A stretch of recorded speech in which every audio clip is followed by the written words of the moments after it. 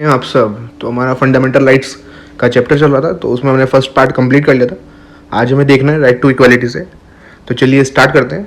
तो first is equality before law and equal protection of law. तो आपको कैसे याद करना था इसको, EBL एंड EPL, तो यही याद रखना है आपको, EBL एंड EPL। और इसमें भी कि यहाँ पे B आ रहा है, तो आपको देखना है कि B आ रहा है तो ये ब्रिटिश ओरिजिन है इसका, तो यहाँ पे नहीं आ रहा तो ये अमेरिकन है। तो आपको ये कन्फ्यूज़न रहता है कि एक अमेरिकन से लिया गया एक ब्रिटिश है, तो यहाँ पे B आ रहा है, देन ये ब्रिटिश ओरिजिन से है।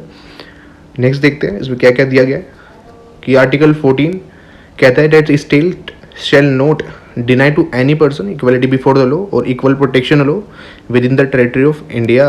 तो जो आर्टिकल 14 ये कहता है जो स्टेट है वो डिनाई नहीं करेगी किसी भी पर्सन को EBL और EPL with in a territory of India. तो इससे ये पता चलता है, ये लास्ट का कीवर्ड इतना इंपॉर्टेंट है, with in a territory of India, कि जो बाहर के जो अगर टेरिटरी में नहीं है जो भी पर्सन, तो उसको ये अवेलेबल नहीं किया जाता। और जब वो इंडिया की टेरिटरी में आता है तभी उसको ये राइट अवेलेबल होगा। हम ऑलरेडी ऊपर टेबल में पढ़ चुके हैं कौन कौन से राइट इंडियन सिटीजन को अवेलेबल है, कौन से दोनों को। तो जो उनसे सिटीजन्स को ही अवेलेबल हैं वो हमने पढ़े हैं 5 आर्टिकल्स 15, 16 एंड 19 एंड 29 एंड 30। तो आपको पूरे ही क्लियर होने चाहिए बिकॉज ये रेंडमली पूछ ले जाते हैं। तो आगे दिया हुआ है this provision confirm right on all the person, चाहे वो सिटीजन हो या फॉरनर हो। हम ऑलरेडी देख चुके हैं कि 14 हमारा दोनों को ही मिलता है। मोreover जो वर्ड यहाँ पे पर्सन मेंशन किया गया है उसका मतलब है लीगल पर्सन, उसमें मतलब लीगल पर्सन भी इंक्लूड है, that is statutory corporations, companies, registered societies and other type of legal person. तो इसमें सभी पर्सन्स इंक्लूड तो हैं जो टेरिटरी ऑफ इंडिया के अंदर है, फर्स्ट थिंग। सेकंड, इसमें जो लीगल पर्सन्स हैं वो भी इंक्लूड है। तो आप ध्यान रखेंगे टेरिटरी ऑफ इंडिया इसमें बहुत इंपॉर्टेंट वर्ड है। जैसे हम जब GDP पढ़ते हैं तो वहाँ पे टेरिटरी कितनी, डोमेस्टिक टेरिटरी कितनी इंपॉर्टेंट हो जाती है, इसलिए यहाँ पे भी उतनी ही इंपॉर्टेंट है। और जो कॉन्सेप्ट है इक्वलिटी बिफोर लॉ का वो ब्रिटिश ओरिजिन का है, जो ऑलरेडी पढ़ा चुका हूँ आपको कि EBL से B आ रहा है तो उसमें याद रखेंगे ब्रिटिश ओरिजिन का है। वाइल जो कॉन्सेप्ट है EPL वो अमेरिकन कॉन्स्टिट्यूशन से लिया गया है। और जो इक्वलिटी बिफोर लॉ का कॉन्सेप्ट है वो क्या बताता है, यहाँ पे आप देखेंगे कि नेगेटिव चीज़ें यूज़ हो रही हैं कि ना वर्ड नो यूज ज़्यादा हो रहा है। तो क्या आपको क्यों कह रहा हूँ ये सब, तो देखिए absence of any privilege in favour of any person, कि किसी भी पर्सन को कोई भी स्पेशल प्रिविलेज नहीं दी जाएगी। तो नहीं की बात हो रही है। Equal subjection to all person to the already law of land by ordinary law courts, कि सभी जो लोग हैं वो उनको according to the ordinary law उसके अकॉर्डिंग ही चला जाएगा, चाहे वो रिच हो चाहे पुअर हो। एंड नो पर्सन, चाहे वो रिच हो या पुअर हो, हाई हो या लो हो, ऑफिशियल हो नॉन ऑफिशियल हो, कोई कानून से ऊपर नहीं है। तो जो सेकंड कॉन्सेप्ट है डेट इज़ EPL, वो बताता है कि equality of treatment under equal circumstances, both privileges जो उनको दी गई है और जो लाइबिलिटीज़ लॉ के थ्रू उनके ऊपर इम्पोज की गई है, उसमें दोनों ही सर्कमस्टेंसेज में उन्हें इक्वल ट्रीटमेंट मिलेगा। और जो कानून है उनका उसका सिमिलर जो सिचुएशन है उसमें सिमिलर उनके ऊपर जो लॉ है वो एप्लीकेबल होगा। अगर 2 पर्सन है रिच और पुअर जो दोनों में ही कुछ क्राइम किया है तो दोनों को सेम ही जो लॉ है उसके अकॉर्डिंग जो भी सज़ा मिलेगी। And the third is sees the like should be treated alike without any discrimination. और ये भी सिंपल हो जाता है कि जो रिच हैं और जो पुअर हैं उन्हें बिना ही डिस्क्रिमिनेशन के ट्रीट किया जाएगा। हाउएवर बोथ द कॉन्सेप्ट का एम है कि equality of legal status, opportunity और जस्टिस को एस्टैब्लिश करना। और जो सुप्रीम कोर्ट कहता है कि जहाँ पे इक्वल्स और अनइक्वल को डिफरेंटली ट्रीट किया जाएगा वहाँ पे आर्टिकल 14 अप्लाई नहीं होगा। और आर्टिकल 14 इसलिए जो क्लास लेजिस्लेचर है कि क्लासेस के बेसिस पे कानून बनाना वो फॉरबिड करता है। और ये केवल परमिट करता है रीजनेबल क्लासिफिकेशन पर्सन का, ऑब्जेक्ट का और ट्रांजेक्शन बाय लॉ। लेकिन जो क्लासिफिकेशन है ये आर्बिट्रेरी नहीं होनी चाहिए, आर्टिफिशियल नहीं होनी चाहिए। ये रदर ये बेस होनी चाहिए किसके ऊपर, एक कोई ग्राउंड होना चाहिए, इंटेलिजेंशियल, डिफरेंशियल एंड सब्सटेंशियल डिस्टिंक्शन। तो बेसिकली समरी यही है इसकी कि फर्स्ट सुप्रीम कोर्ट ने कहा है कि जहाँ पे इक्वल और अनइक्वल डिफरेंटली ट्रीट किए जाएंगे वहाँ पे आर्टिकल 14 अप्लाई नहीं होगा। तो सिंपली आर्टिकल 14 जो क्लासेस के बेस पे लॉ अप्लाई करते हैं वो वहाँ पे नहीं लगता। और जो क्लासिफिकेशन है वो भी रीजनेबल इंटेलिजेंट रूप से डिस्टिंक्शन होना चाहिए, ना कि रैंडमली। और जो रूल ऑफ लॉ है कॉन्सेप्ट वो आगे देखेंगे, लेकिन उससे पहले एक बार दोबारा समराइज आपको करना है। तो आपको EBL और EPL में ये पता होना चाहिए, फर्स्ट EBL ब्रिटिश ओरिजिन का, EPL अमेरिकन ओरिजिन का। और जो EBL है वो नेगेटिव करेक्टर का है, और EPL that is equal protection of law of positive character का है। और जो BL पढ़ा है हमने उसमें 3 हम प्रोविज़न देख चुके हैं। उसमें एब्सेंस है, इक्वल सब्जेक्शन है, नो पर्सन है। एंड EPL हम देख सकते हैं कि इक्वल ट्रीटमेंट मिलना चाहिए, alike should be treated alike. तो ये आपको पूरा ही क्लियर है। नेक्स्ट देखते हैं कि रूल ऑफ लॉ जो कॉन्सेप्ट है इक्वालिटी बिफोर लॉ का, EBL वो एलिमेंट है रूल ऑफ लॉ का। तो ये डायरेक्टली हमारा जो GS2 मेंस का टॉपिक भी वेरी इंपॉर्टेंट है। डायरेक्टली जो कीवर्ड है ये मेंशन किया गया हमारे सिलेबस के अंदर, तो इसलिए आपके लिए जानना इंपॉर्टेंट है। आप डायरेक्टली ये पूरी ही वहाँ पे कॉपी पेस्ट कर सकते हैं अपने आंसर राइटिंग में भी। ये प्रोपाउंड किया गया था बाय AVD से, जो ब्रिटिश जूरिस्ट है। And this concept has the following 3 element. First है कि एब्सेंस ऑफ आर्बिट्ररी पावर, कि किसी भी मैन को पनिश नहीं किया जाएगा जब तक वो किसी लॉ का हनन नहीं करेगा। Equality before the law, that is सभी सिटीजन्स इक्वल हैं, चाहे वो रिच हो poor, official non official, to the ordinary law जो एडमिनिस्टर किया जाता है हमारे लॉ कोर्ट्स के द्वारा। थर्ड है कि जो प्राइमेसी दी गई है राइट ऑफ इंडिविजुअल को, that is constitution is the result of the right of the individual. तो बेसिकली जो हमारे फर्स्ट हमने यहाँ पे पढ़े हैं, फर्स्ट और सेकंड, ये हमारे इंडियन कॉन्सेप्ट में, इंडियन सिस्टम में लगते हैं। जो थर्ड वाला है वो अप्लीकेबल नहीं होता। तो ये नेक्स्ट लाइन में दिया गया है कि first and second element applicable है इंडियन सिस्टम में, and third one is not applicable. तो थर्ड वाले में एज पर द AVD उन्होंने क्या दिया हुआ है, उन्होंने दिया हुआ है कि आप एक ट्रिक याद रखेंगे, ICS इंडियन सिविल सर्विसेज। तो ये हम क्यों याद कर रहे हैं, बिकॉज अकॉर्डिंग टू AVD से जो उन्होंने रूल दिया है ये थर्ड पॉइंट में, तो इसमें इंडिविजुअल को सोर्स बताया गया फॉर द कॉन्स्टिट्यूशन। लेकिन इंडिया के अंदर हमारा जो कॉन्स्टिट्यूशन है वो ही सोर्स है इंडिविजुअल के, जो भी वो राइट्स एंजॉय करता है। तो ICS से आप याद रखेंगे। तो आई क्या है कि जो फर्स्ट हमने पढ़ रहे हैं कि इंडिविजुअल को उसने सोर्स बताया, लेकिन हमारे इंडिया के अंदर मतलब कॉन्स्टिट्यूशन ही सोर्स है। और यही आप जब पढ़ेंगे आपको कन्फ्यूज़न होता है, तो अब आपको नहीं होना चाहिए। एक बार दोबारा पढ़ लेते हैं कि जो प्राइमेसी है राइट्स ऑफ इंडिविजुअल की, दैट इज़ कॉन्स्टिट्यूशन जो रिजल्ट है हमारे वो है right of individual as define, और जिसे एनफोर्स किया जाता है कोर्ट ऑफ लॉ के थ्रू रेदर दैन कॉन्स्टिट्यूशन को सोर्स बताया गया। और ये जो कॉन्सेप्ट है ये हमारे इंडिया में नहीं अप्लाई होता। हमारे इंडिया के अंदर जो कॉन्स्टिट्यूशन है is the source of individual right, कि इंडिविजुअल की जो राइट्स का जो सोर्स है मेन वो हमारे कॉन्स्टिट्यूशन है, जो ICS से आपको बताया गया कि बाहर I का जो मतलब S है सोर्स, और जो इंडिया के अंदर C को जो बताया गया सोर्स बताया गया मीन्स कॉन्स्टिट्यूशन। तो आपको रेपिटेटिव इसलिए फोकस किया जा रहा है बिकॉज इट्स वेरी इंपॉर्टेंट। जो सुप्रीम कोर्ट ने हेल्ड किया है कि जो रूल ऑफ लॉ है एज एम्बॉडीड इन आर्टिकल 14, ये बेसिक स्ट्रक्चर का पार्ट है, हम ऑलरेडी वो भी पढ़ चुके हैं। Hence it can not be destroyed even by an amendment. तो जो एक्सेप्शंस क्या है इक्वालिटी को, कि रूल ऑफ लॉ बिफोर, जो rule of equality before law है वो एब्सोल्यूट नहीं है, दे आर कॉन्स्टिट्यूशनल और अदर एक्सेप्शंस भी हैं। तो क्या क्या हैं, तो एज पर आर्टिकल 361, तो जो प्रेसिडेंट ऑफ इंडिया और गवर्नर होते हैं वो इंजॉय करते हैं फॉलोइंग इम्यूनिटीज।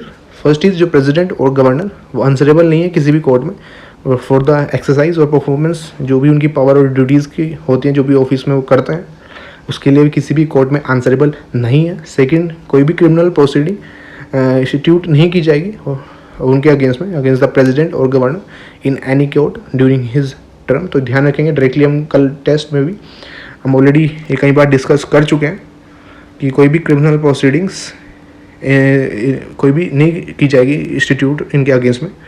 और जो थर्ड है कि no process for the arrest और इम्प्रिजमेंट ऑफ द प्रेसिडेंट और governor shall be issued from any court during his term of office. तो ये भी आपको पूरा क्लियर हो गया। और यहाँ पे दिया हुआ कि कोई भी सिविल प्रोसीडिंग है वो भी प्रेसिडेंट और गवर्नर के अगेंस्ट में इंस्टीट्यूट नहीं की जाती थी इनके टर्म ऑफ ऑफिस में, एक्सेप्ट कि जब उनको 2 महीने का नोटिस दिया जाता है तो उस केस में सिविल प्रोसीडिंग इनिशिएट की जा सकती है। तो नेक्स्ट है, second is no person shall be liable to any civil और क्रिमिनल प्रोसीडिंग किसी भी कोर्ट में in respect of the publication newspaper के अंदर और by radio television of an substantially true report of proceeding of either house of the parliament. तो article 361A है कि कोई भी सिविल और प्रोसीडिंग उस पर्सन के अगेंस्ट में नहीं लगेगी जो पब्लिश करेगा, जो भी प्रोसीडिंग्स की रिपोर्ट होगी बाकायदा वो ट्रू रिपोर्ट्स होनी चाहिए। सेकेंड है कि कोई भी पर्सन लेबल नहीं होगा किसी भी पनिशमेंट की ऑफ एनीथिंग जो भी उसने कुछ बोला या वोट किए पार्लियामेंट के अंदर या किसी भी कमेटी के अंदर, तो ये आर्टिकल 105 के अंदर है। तो यही वो आर्टिकल है कि जहाँ पे हमने 2 प्रिविलेजेस की बात की थी, तो यही आर्टिकल है जहाँ पे प्रिविलेजेस हमारे कॉन्स्टिट्यूशन के अंदर मेंशन की गई हैं। तो जब भी ऑप्शन पूछा जाता है क्वेश्चन कि जो प्रिविलेजेस हैं वो मेंबर ऑफ पार्लियामेंट की वो कहीं भी मेंशन की गई है या नहीं की गई, तो आप ध्यान रखेंगे आर्टिकल 105 के अंदर मेंशन की गई है। फोर्थ है, no member of the legislature of a state shall be liable to any proceeding, किसी भी कोर्ट में इन रेस्पेक्ट जो भी उसने कुछ कहा है लेजिस्लेचर में या कमेटी में, तो ये स्टेट का आ गया। ऊपर हम पढ़ रहे हैं ये आ जाता है सेंटर का। तो फिफ्थ है कि जो आर्टिकल 31C है वो एक्सेप्शन है टू आर्टिकल 14, ये हम आगे भी अभी डिस्कस करेंगे कि प्रोवाइड करता है लो जो भी स्टेट द्वारा बनाए गए हैं फॉर द इम्प्लीमेंटिंग DPSP, जो क्लोज B और C के हैं जो हम ऑलरेडी पढ़ चुके हैं। तो आर्टिकल 39 वो चैलेंज नहीं किया जाता किस ग्राउंड पे कि वो जो आर्टिकल 14 है उसे वॉयलेट कर रहे हैं। तो यहाँ पे जो हमने पढ़ा था कि जो DPSP 39 का B और C क्लेज है उसकी सुपरमेसी दिखाई गई है to the fundamental right. That's why जो सुप्रीम कोर्ट ने हेल्ड किया है कि जो आर्टिकल 31 से जहाँ पे आता है तो वहाँ पे 14 चला जाता है। नेक्स्ट इज 6 कि जो फॉरेन रूलर्स होते हैं एम्बेसडर्स एंड डिप्लोमेट्स वो इन्जॉय करते हैं इम्यूनिटी क्रिमिनल और सिविल प्रोसीडिंग से। UN और उसकी जो एजेंसीज होते हैं वो भी डिप्लोमेटिक इम्यूनिटी इन्जॉय करते हैं। तो ये आपको पूरा ही क्लियर हो जाना चाहिए। And if you have any doubt just put in the comment section, we will definitely reply you within 24 hour. Second क्या है, prohibition of discrimination on certain ground. तो जो आर्टिकल 15 है वो प्रोवाइड करता है that the state shall not discriminate against any citizen, किस ground पे, on the ground of RRCSP। तो ये आपको बार बार जब 1-2 बार बोलेंगे तो याद रहेगा। तो ये कौन कौन से ग्राउंड है तो मेंशन किए गए, रिलीजन, रेस, कास्ट, सेक्स और प्लेस। और इसमें ही RRCSP D ऐड हो जाएगा हमारे आर्टिकल 16 के अंदर, वहाँ पे डिसेंट एक और ग्राउंड मेंशन हो जाता है।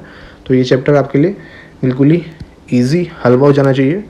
तो 2 क्रूशियल वर्ड्स जो यूज़ हुए हैं इस प्रोविज़न में that are discrimination and only. तो वर्ड डिस्क्रिमिनेशन का मतलब है to make an adverse distinction with regard to, और मतलब किसी को विभिन्नता दिखाना, और टू डिस्टिंग्विश अनफेवरली अदर्स से। और जो यूज़ है वर्ड ओनली वो कैनोट करता है कि जो डिस्क्रिमिनेशन है on the ground is on other grounds पे डिस्क्रिमिनेशन प्रोहिबिट नहीं है, केवल जो ये RRCSP वाले ग्राउंड हैं इन पे ही डिस्क्रिमिनेशन प्रोहिबिट किया गया है। और जो सेकंड प्रोविज़न क्या कहता है कि कोई भी जो सिटीज़न है उसको डिस्क्रिमिनेट नहीं किया जाएगा, किसी भी जो भी शॉप्स हैं उन्हें पब्लिक रेस्टोरेंट्स हैं उनको एक्सेस करने में, और जो भी वेल्स हैं, टैंक्स हैं। लेकिन इसमें इम्पोर्टेंट क्या बात है, वो वाले ये जो शॉप्स और वेल्स जो कि पार्शली स्टेट फंड्स द्वारा बनाए गए हैं, जो कि डेडिकेटेड हैं जनरल पब्लिक को। अगर कोई भी प्राइवेट ये सब चीज़ें हैं तो वो रिस्ट्रिक्शन मतलब वो मना कर सकता है इंडिविजुअल। और ये प्रोविज़न प्रोहिबिट करता है डिस्क्रिमिनेशन बोथ स्टेट द्वारा भी और प्राइवेट इंडिविजुअल द्वारा भी। लेकिन जो पहला हमने प्रोविज़न पढ़ा है वो केवल जो डिस्क्रिमिनेशन है वो ओनली बाय द स्टेट बताता है कि बिकॉज ये हमारा सेकंड प्रोविज़न है। तो जो फर्स्ट हमने पढ़ा था वो केवल स्टेट जब करती है तो उसके अगेंस्ट ही वो काम करता है। तो पूरा ही क्लियर होना चाहिए। और ये आर्टिकल 15 है तो इसमें सिटीज़न और फॉरेन दोनों ही नहीं होते, इसमें केवल सिटीज़न के ऊपर ये चलता है। तो हमने पढ़े थे 15, 16 एंड 19, 29 एंड 30। तो 4 एक्सेप्शन इस जनरल रूल में क्या है, फर्स्ट जो स्टेट है वो is permitted to make any special provision for women and children. इसका एग्जांपल क्या है कि रिजर्वेशन है सीट्स का for women in local bodies और प्रोविज़न और फ्री एजुकेशन टू चिल्ड्रंस। कि स्टेट परमिट है कि वो कोई भी स्पेशल प्रोविज़न बना सकती है वुमेन और चिल्ड्रन के लिए। इसका एग्जांपल है रिजर्वेशन सीट्स का वुमेन के लिए लोकल बॉडीज़ में। और जो स्टेट है वो परमिटेड है कि वो बना सकती है special provision for the advancement of any socially और educationally backward classes of citizen और शेड्यूल कास्ट और schedule tribe. For example reservation seats का और fee concession public education institutes के अंदर। और जो स्टेट है वो एम्पावर है कि वो कोई भी स्पेशल प्रोविज़न बना सकती है for the advancement of any socially और educationally backward classes of citizen और फॉर द शेड्यूल कास्ट और schedule tribes regarding their admission to educational institutions including private educational institution, चाहे वो एड किया जा रहा हो या अनएडेड हो बाय स्टेट, एक्सेप्ट जो माइनॉरिटी एजुकेशन इंस्टीट्यूशन है वहाँ पर नहीं।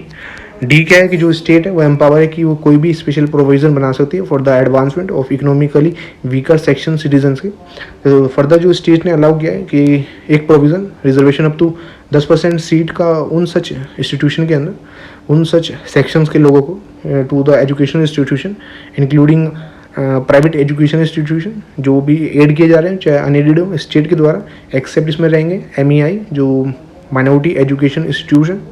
और ये रिजर्वेशन अप टू जो 10% है would be in addition to the existing reservation. तो जो एग्जिस्टिंग रिजर्वेशन प्रोवाइड किया जा रहा है उसमें +10 किया गया है। और फॉर दिस पर्पज जो इकोनॉमिकली वीकर सेक्शन है उसको नोटिफाइड किया जाएगा स्टेट के द्वारा टाइम टू टाइम, किस बेसिस पे जो भी उनकी फैमिली इनकम होगी और अदर इंडिकेटर जो भी इकोनॉमिक डिसएडवांटेज के अंडर होंगे। तो नेक्स्ट है कि reservation for OBC in educational institution, और जो अब एक्सेप्शन है जो ऐड किया गया था 93rd कॉन्स्टिट्यूशन अमेंडमेंट 2005 के थ्रू, और इसे इफेक्ट डलाने के लिए जो सेंटर ने CEI जो एक्ट है 2006 का उसको पास किया। CEI central education institution reservation इन एडमिशन एक्ट 2006 का पास किया, जिसने 27% का कोटा प्रोवाइड किया कैंडिडेट्स को जो भी OBC को बिलोंग करते हैं, सभी सेंट्रल एडमिशन जो हायर एजुकेशन इंस्टीट्यूट्स हैं इंक्लूडिंग IITs, IIMs। और अप्रैल 2008 में जो सुप्रीम कोर्ट ने अपील किया जो भी वैलिडिटी थी दोनों की, अमेंडमेंट एक्ट भी और OBC कोटा एक्ट भी, लेकिन कोर्ट ने डायरेक्ट किया सेंट्रल गवर्नमेंट की वो जो क्रीमी लेयर है उसको एक्सक्लूड करे, मीन्स जो एडवांस सेक्शन है अमंग द OBCs। और जब भी इस लॉ को इम्प्लीमेंट करेंगे तो जो children of the following category और पीपल जो क्रीमी लेयर से बिलोंग करते थे कि OBC के अंदर भी जो क्रीमी लेयर है तो उनको इस कोटा का बेनिफिट नहीं मिलेगा। तो कौन कौन पर्सन थे, जो पर्सन्स जिनके पास कॉन्स्टिट्यूशनल पोस्ट है लाइक प्रेसिडेंट, वाइस प्रेसिडेंट, जज of supreme court, high court, chairman member of UPSC, SPSC, CAC, CAG and so on. Group A class 1, group B class 2 officers all India के, central और state services और employees जो hold कर रहे हैं equivalent post PSUs के अंदर, bank के अंदर, इंश्योरेंस के अंदर, ऑर्गेनाइजेशंस, यूनिवर्सिटीज एक्सेट्रा। और थर्ड क्या है कि persons who are in the rank of colonel और अबव आर्मी में इक्विवेलेंट पोस्ट में, और प्रोफेशनल जो सारे वो होते हैं doctors, artisans, engineers, consultant, person जो किसी भी ट्रेड, बिजनेस या इंडस्ट्री में एंगेज हो, पर्सन या कोई भी एग्रीकल्चर लैंड होल्ड कर रहा हो अबव अ सर्टेन लिमिट, और कोई वेकेंट लैंड या बिल्डिंग पड़ी है उसकी अर्बन एरिया के अंदर, वो भी इस कोटा से बाहर रहेंगे। और पर्सनस हैविंग जिसकी ग्रोस एनुअल इनकम 8 लाख से ऊपर होगी, या किसी का processing wealth above the exceptions limit है जो हमारी टैक्स स्लैब के अकॉर्डिंग। और 1993 में जो क्रिमिनल लेयर की जो सीलिंग है वो इंट्रोड्यूस की गई थी, तो वो 1 लाख था और उसे सब्सिक्वेंटली रेज किया जा रहा है, उसे रिवाइज करते करते अब 8 लाख हो गया इन 2017। Reservation for economically weaker section educational institution, तो जो अबव एक्सेप्शन है जो D का वो ऐड किया गया था 103rd अमेंडमेंट एक्ट 2019, और उसको इफेक्ट में लाने के लिए जो सेंट्रल गवर्नमेंट ने एक ऑर्डर इशू किया था 2019 के अंदर, providing 10% reservation to the economically weaker section in admission to the educational institution. और जो बेनिफिट है इस रिजर्वेशन का can be availed by person जो भी EWS में बिलोंग करता है, जो एजुकेशनली वीकर सेक्शन में बिलोंग करता है वो इस बेनिफिट को अवेल कर सकता है। और जो कवर नहीं है under any of the existing scheme of reservation for schedule caste, schedule tribe और एंड OBC, तो वेरी इंपॉर्टेंट कि इसका बेनिफिट जो भी पर्सन इकोनॉमिकली वीकर सेक्शन से बिलोंग करता है वो ले सकता है, लेकिन वो दूसरी स्कीम्स है एग्जिस्टिंग स्कीम है रिजर्वेशन की for schedule caste, schedule tribe और OBC, उनमें नहीं होना चाहिए। एलिजिबिलिटी क्राइटेरिया दिया गया है कि जो पर्सन है जिसकी फैमिली की ग्रोस जो इनकम है 8 लाख से नीचे है उसे इकोनॉमिकली वीकर सेक्शन आइडेंटिफाई किया जाएगा for the benefit of reservation. और जो इनकम है वुड इंक्लूड इनकम सभी सोर्सेज है, सैलरी, एग्रीकल्चर, बिजनेस, प्रोफेशन, और जो फाइनेंशियल ईयर में दिखाई जाती है इनकम वो। जो पर्सन हुज फैमिली ओन्स और possess any of the following asset उसे एक्सक्लूड किया जाएगा इकोनॉमिकली वीकर सेक्शन से। पहला 5 एकड़ of agriculture land, residential flat of 100 square feet and above, तो ये बेसिकली आप इसको 0.1 ही करेंगे तो ये 100 जो हम देख सकते हैं कि ये 1000 स्क्वायर फीट, तो ये 100 गज ही हो गया, तो इससे कंफ्यूज ना हो। तो आप ध्यान रखें कि किसी के पास भी इतना अगर 100 गज का मकान भी है तो वो भी इससे एक्सक्लूड होगा। Residential plot of 100 square yard and above in notified municipalities, तो 100 गज का प्लॉट भी चलेगा। तो रेजिडेंशियल प्लॉट 200 स्क्वायर यार्ड्स का and above in areas other than the notified municipalities, तो ये सभी एक्सक्लूड होंगे। थर्ड है कि जो प्रॉपर्टी हेल्ड की जाएगी by a family in different location और different places cities would be clubbed while जो अप्लाइंग द लैंड, तो जो भी फैमिली के द्वारा प्रॉपर्टी हेल्ड की जा रही है डिफरेंट लोकेशंस में, वो भी इसमें इंक्लूड की जाएंगी। और जो भी property holding test to determine EWS status, तो आपने तीनों आपको ध्यान रखने हैं। पहले तो कि इनकम 8 लाख से नीचे, उसमें भी सभी इनकम कैलकुलेट की जाएंगे डिफरेंट सोर्सेज से, और जो फाइनेंशियल ईयर में हम जो बैलेंस शीट में लिखते हैं। सेकंड, जो भी ये कंडीशन रख दें कितना एग्रीकल्चर लैंड 5 एकर्स का, और जो 1000 स्क्वायर जो फीट का है फ्लैट, तो ये सभी कंडीशन ध्यान रखेंगे। थर्ड इज जो प्रॉपर्टी फैमिली द्वारा हेल्ड की जा रही है डिफरेंट लोकेशन में, वो भी क्लब की जाएगी। And fourth is family for this purpose would include who seek benefit of the reservation, कि फैमिली में कौन इंक्लूड है इसमें, कि जो भी इस रिजर्वेशन का बेनिफिट लेंगे, उसके जो भी चिल्ड्रन हैं उसके पेरेंट्स सिबलिंग जो below the age of 18 years, वो भी एज ऑल्सो उसकी स्पाउस और children below the age of 18 years. तो अगर बच्चा है तो उसके पेरेंट्स को उसमें इंक्लूड किया जाएगा। अगर जो भी उसके भाई बंधु हैं 18 साल से नीचे वो, अगर मैरिड है वो पर्सन जो भी स्टडी कर रहा है, उसके स्पाउस एंड चिल्ड्रन उसके हैं तो वो भी 18 ईयर से नीचे। तो थर्ड देखते हैं, that is equality of opportunity public employment के अंदर। तो आर्टिकल 16 है हमारा, ये प्रोवाइड करता है equality of opportunity for children in matter of employment और appointment to any office under the state. और कोई भी जो सिटीजन है उससे डिस्क्रिमिनेट नहीं किया जा सकता फॉर एनी एम्प्लॉयमेंट और ऑफिस में, किस ग्राउंड पे, जो पढ़ चुके हैं RRCSP, और इसमें हमने कहा था D ऐड करेंगे, RRCSP D descent, and there are 4 exception to this general rule of equality of opportunity. क्या क्या है, तो जो पार्लियामेंट है वो प्रिस्क्राइब कर सकती है रेजिडेंट्स को एक कंडीशन फॉर सर्टेन एम्प्लॉयमेंट और अपॉइंटमेंट किसी भी स्टेट और यूटी के अंदर और लोकल अथॉरिटी के अंदर, as per the public employment act जो 1957 का था, उस जो एक्सपायर हो इन 1974। कोई भी प्रोविज़न नहीं है किसी भी स्टेट के रिगार्डिंग एक्सेप्ट आंध्र प्रदेश और तेलंगाना में। और जो स्टेट है रिजर्वेशन प्रोवाइड कर सकती है फॉर द अपॉइंटमेंट और किसके फेवर में, in the favour of any backward class जिसका एडुकेटली रिप्रेजेंटेशन नहीं हो रहा है किसी भी स्टेट सर्विस में। और थर्ड है कि लॉ जो provide the incumbent of the office related to the religious. तो इसमें बोला गया है कि लॉ प्रोवाइड कर सकता है कि कोई भी जो रिलीजियस ऑफिस है तो उसको उससे रिलेटेड पर्सन ही डील करे, कि कोई अगर हिंदू कोई ऑफिसर है कि जहाँ पे सब उसके धर्म का जो काम होता है तो उसको अच्छी से जो हिंदू रिलेटेड पर्सन है वही समझ पाएगा, तो लॉ के थ्रू वो प्रोवाइड कर सकता है। डी क्या है कि स्टेट परमिटेड है to make provision for the reservation up to 10% of the appointment और favour in any back educationally weaker section of citizen, कि वो प्रोवाइड कर सकता है प्रोविजन 10% का अपॉइंटमेंट का। और ये रिजर्वेशन है up to 10% would be in addition, कि इसमें जो ये एड ऑन है टू द एग्जिस्टिंग रिजर्वेशन जो हम ऑलरेडी प्रीवियस में भी देख चुके हैं। और इस पर्पज़ के लिए इकोनॉमिक वीकर सेक्शन का जो नोटिफिकेशन है वो देना पड़ता है स्टेट के द्वारा टाइम टू टाइम, और बेसिस फैमिली इनकम पे अदर इंडिकेटर्स जो हम देख चुके हैं। Next is very important Mandal commission, और आफ्टर मैन 1979 में मोरारजी देसाई गवर्नमेंट ने अपॉइंट किया second backward class commission under the chairmanship of BP Mandal, जो मेंबर हैं पार्लियामेंट के in terms of article 340 of the constitution, जिससे कि इन्वेस्टिगेट की जाएगी जो भी कंडीशन है इकोनॉमिकली और एजुकेशनल बैकवर्ड क्लासेस की, और सजेस्ट की जाएगी मेजर्स उनके एडवांसमेंट के रिगार्डिंग। और जो कमीशन है उसने रिपोर्ट सबमिट करी इन 1980 और आइडेंटिफाई किए एज मैनी आर 3743 के जो कास्ट हैं एज सोशली और एजुकेशनली बैकवर्ड, और भी कॉन्स्टिट्यूट करते हैं 52% कंपोनेंट जो भी पॉपुलेशन है, जिन्हें अगर एक्सक्लूड की जाए SCs को और ST को। और जो कमीशन ने रिकमेंड किया कि रिजर्वेशन 27% का गवर्नमेंट जॉब्स में OBCs के रिगार्डिंग, सो डैट जो टोटल रिजर्वेशन है इन्हें सबको मिला के वो 50% हो जाए। और इट वॉज आफ्टर 10 ईयर 1990 में जो VP सिंह गवर्नमेंट है उन्होंने डिक्लेयर किया रिजर्वेशन 27% का OBCs के लिए गवर्नमेंट जॉब में। अगेन 1991 में नरसिम्हा राव गवर्नमेंट आई, उन्होंने 2 चेंजेस लाए। फर्स्ट प्रेफरेंस दी टू द प्रॉपर जो पुअर सेक्शंस हैं among the OBCs in the 27% quota, कि जो 27% कोटा में भी जो वो पुअर हैं उनको प्रेफरेंस दी गई। That is adoption of economic criteria in granting reservation. And b is जो रिजर्वेशन है 10% का जॉब्स का for poor, that is economically backward section class का, उसे कवर नहीं किया गया इस एग्जिस्टिंग स्कीम्स में बाय नरसिम्हा राव गवर्नमेंट। जो फेमस मंडल केस है 1992 का, जो स्कोप है और एक्सटेंट है आर्टिकल 16 का क्लॉज 4 का, जो प्रोवाइड करता है reservation of job in favour of backward classes की, उसे एग्जामिन किया गया थोरली बाय सुप्रीम कोर्ट दो जो कोर्ट है उसने रिजेक्ट कर दिया जो भी एडिशनल रिजर्वेशन है 10% का बाय पुअर सेक्शंस के लिए फॉर हाई कास्ट, इसने अपहेल्ड किया जो भी कॉन्स्टिट्यूशन वैलिडिटी है 27% रिजर्वेशन की for OBC with certain conditions.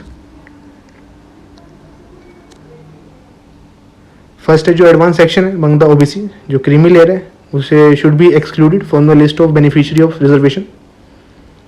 Second है नो रिजर्वेशन इन प्रमोशन, की जो रिजर्वेशन इन प्रमोशन नहीं होगा, reservation should be confined to initial appointment only, और कोई भी एग्जिस्टिंग रिजर्वेशन इन प्रमोशन वो कंटिन्यू करेगा केवल 5 साल के लिए ओनली अप टू 1997। जो टोटल रिजर्व कोटा है वो 50% एक्सीड नहीं करेगा except in some extraordinary situation, and this rule should be applied every year. D क्या है जो कैरिड फॉरवर्ड रूल है in case of unfilled backlog vacancies वो वैलिड रहेगा, बट इट कैन नॉट वॉलेड कि जो भी कैरिड फॉरवर्ड लॉ इज कि पहले जो फिल नहीं हुई है तो उनको नेक्स्ट ईयर के लिए कंटिन्यू किया जाएगा, पर ये 50% का रूल वॉलेड नहीं करना चाहिए। ये क्या है जो परमानेंट स्टैट्यूटरी बॉडी है should be establish to examine the complaint of over inclusion and under inclusion in the list of OBC, कि एक स्टैट्यूटरी बॉडी को बनाया जाएगा कि जो एग्जामिन करेगी कि लिस्ट को कि इसमें कौन कौन सही बंदे इंक्लूड किए गए हैं कौन गलत है, and with regard to the above rulings of the supreme court जो गवर्नमेंट ने क्या क्या एक्शन लिए हैं वो दिए गए हैं कि गवर्नमेंट ने रामनंदन कमेटी बनाई अपॉइंट की गई to identify the creamy layer among the OBC, और उन्होंने रिपोर्ट सबमिट की 1993 के अंदर जो एक्सेप्ट कर ली गई, और national commission for backward classes establish की गई by the act of the parliament in 1993, और उसने मैंडेट किया कि वो एग्जामिन करेगी जो भी कंप्लेंट है अंडर इंक्लूजन की लिस्ट में नहीं डालेंगे या डालेंगे तो ओवर गलत लोग डाल दिए गए हैं वो सब चीज़ें। लेटर जो 102nd अमेंडमेंट एक्ट है 2008 का वो कन्फर्म करता है कॉन्स्टिट्यूशनल स्टेटस कमीशन के ऊपर, और ऑल्सो एनलार्ज्ड फंक्शन। इस पर्पज़ के लिए एक अमेंडमेंट इंसर्ट किया, एक नया आर्टिकल इंसर्ट किया गया उस अमेंडमेंट से 338B B is for backward classes, आपको वहाँ पे भी याद कराया गया था जब हमने कॉन्स्टिट्यूशन बॉडीज़ की सीरीज कंप्लीट की है। Cease in order to nullify जो रूलिंग है regard to the reservation in promotion, तो 77 अमेंडमेंट एक्ट को इनेक्ट किया गया 1995 के अंदर, उसने एक नया प्रोविजन ऐड किया हमारे 16 के अंदर जो एम्पावर करता है स्टेट को कि वो प्रोवाइड करे reservation in promotion of any service under the state जो एससी और एसटी की फेवर में जो एडिक्वेटली रिप्रेजेंटेड नहीं है स्टेट सर्विसेज के अंदर। अगेन जो 85th अमेंडमेंट एक्ट था 2001 का प्रोवाइड करता है consequential seniority in case of promotion by virtue of rural reservation for the government servant belong to the SC ST, जो रेट्रोस्पेक्टिवली इफेक्ट आ चुका है फ्रॉम जून 1995 की पिछली जो डेट्स होती हैं उनसे ही इफेक्ट में जो आ जाता है। डी क्या है कि ruling with regard to the backlog vacancy वो नलिफाइड कर दिया गया बाय 81st अमेंडमेंट एक्ट 2000 का, उसने ऐड किया एक नया प्रोविज़न आर्टिकल 16 के अंदर जो एम्पावर करता है स्टेट को कि वो जो अनफिल्ड वैकेंसीज हैं किसी साल की उन्हें कंसीडर किए as a separate class consider करेगा vacancy to be filled in the succeeding year, कि अगले साल में उनको फिल किया जाएगा जो पिछले साल फिल नहीं होगी लेकिन उन्हें as a separate class consider किया जाएगा, और उन्हें जो सच क्लास ऑफ वैकेंसीज़ को कंबाइन नहीं किया जाएगा जो लास्ट जो भी वैकेंसीज होंगी which are to be filled to determine the ceiling of 50%, कि जो हम ऑलरेडी पढ़ चुके हैं कि उनको मिला के 50% की सीलिंग होनी चाहिए, तो अब ऐसा नहीं किया गया, तो उन्होंने जो वैकेंसीज बच गई हैं उन्होंने एक सेपरेट क्लास मेंशन कर दिया जो अगले साल भरी जाएंगी, और जो अगले साल का जो 50% पूरा करना है वो सेपरेट रखा है इन्होंने, तो पूरा ही आपको क्लियर होना चाहिए। इट मीन्स जो इसने एंड कर दिया 50% ऑफ सीलिंग का on reservation and backlog vacancies. E क्या है कि जो 76 अमेंडमेंट एक्ट है 1994 का उसने प्लेस किया जो तमिलनाडु रिजर्वेशन एक्ट है 1994 का 9th शेड्यूल के अंदर, इसे प्रोटेक्ट करें from judicial review as it provided for 69% reservation जो एक्सीड करता है 50% की सीलिंग से भी। अब reservation for economically weaker section in public employment, तो इसमें जो अब एक्सेप्शन है डी का वो ऐड किया गया था 103rd अमेंडमेंट से, इन उसे इफेक्ट डालने के लिए। तो 2019 के अंदर जो उन्होंने सेंट्रल गवर्नमेंट ने ऑर्डर पास किया कि 10% का, जो ऑलरेडी ये सारा हम ऊपर पढ़ चुके हैं। फर्दर जो साइंटिफिक और टेक्निकल पोस्ट हैं जो सेटिस्फाई करेंगे फॉलोइंग कंडीशन, उन्हें एग्जम्प्ट किया गया है परव्यू ऑफ द रिजर्वेशन। कौन कौन सी जो post should be grade above the lower grade A और बी से, और they should be classified as scientific और टेक्निकल। किस टर्म्स में? इन टर्म्स ऑफ जो कैबिनेट सेक्रेटरी ऑर्डर है 1961 का, अकॉर्डिंग टू विच जो साइंटिफिक और टेक्निकल पोस्ट है for which qualification natural science और जो एग्जैक्ट साइंसेज है और जो भी टेक्नोलॉजीज हैं उसमें प्रिस्क्राइब की गई हैं उसके अकॉर्डिंग। और थर्ड है कि जो post should B for conducting research और ऑर्गेनाइजिंग गाइडेंस और डायरेक्टिंग रिसर्च, तो इसमें भी आप ऑटोमेटिकली सेल्फ एक्सप्लेनेटरी है ये हम पढ़ चुके हैं। जो टेक्निकल स्पेसिफिक ऊपर जो कैबिनेट CSO का जो ऑर्डर होगा उसके अकॉर्डिंग, और जो पोस्ट कंडक्ट होगी रिसर्च के लिए उसमें भी ये सभी एक्सक्लूड की गई हैं। अब फोर्थ देखते हैं एबोलिशन ऑफ अनटचेबिलिटी। तो आर्टिकल 17 जो एबोलिश करता है अनटचेबिलिटी को और इसकी प्रैक्टिस को भी, और द इन्फोर्समेंट है किसी भी डिसएबिलिटी का अराइजिंग आउट ऑफ अनटचेबिलिटी एक ऑफेंसिव पनिशमेंट माना गया है अकॉर्डिंग टू द लॉ। और 1976 में अनटचेबिलिटी एक्ट 1951 का 5 का कंप्रिहेंसिवली अमेंड किया गया, उसे रीनेम कर दिया गया as the protection of civil right act 1955 का, जिससे इसका स्कोप को एनलार्ज किया गया और उसे एक पीनल प्रोविजन बना दिया गया। और एक्ट ने डिफाइन करता है सिविल राइट्स को as any right acquiring to a person by reason of abolition of untouchability.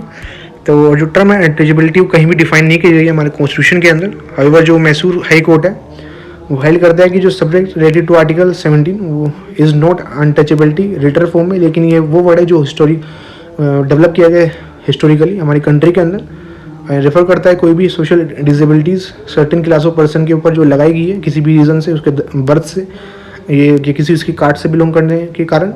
Hence ये कवर नहीं करता कोई भी सोशल बाइकआउट किसी भी इंडिविजुअल का, और their exclusion from religious service very important. और सुप्रीम कोर्ट ने हेल्ड किया कि जो राइट अंडर आर्टिकल 17 है वो अवेलेबल है अगेंस्ट प्राइवेट इंडिविजुअल ही, और ये कॉन्स्टिट्यूशनल ऑब्लिगेशन है स्टेट की कोई भी कि वो नेसेसरी एक्शन ले कि इंश्योर की जैसा कि ये इसका राइट है इसका आनंद ना हो। फिफ्थ देखते हैं एबोलिशन ऑफ टाइटल। तो ये जो आर्टिकल 18 है वो एबोलिश करता है टाइटल्स और 4 प्रोविजन बनाता है इस रिगार्ड में। पहला ये प्रोहिबिट करता है स्टेट को कि वो कन्फर्म करे कोई भी टाइटल एक्सेप्ट मिलिट्री और एकेडमिक डिस्टिंक्शन देनी हो किसी भी बॉडी के ऊपर, सिटीजन हो चाहे फॉरनर हो।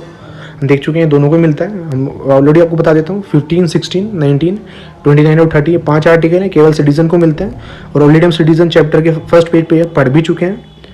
ये फॉरबिड करता है, प्रोहिबिट करता है किसी सिटीजन ऑफ इंडिया को कि वो टाइटल ले फॉरेन स्टेट से, और एक फॉरनर जो होल्ड करता है कि एनी ऑफिस ऑफ प्रॉफिट और trust under the state can not accept any title from any foreign state बिना ही कंसेंट के किसके प्रेसिडेंट साहब के।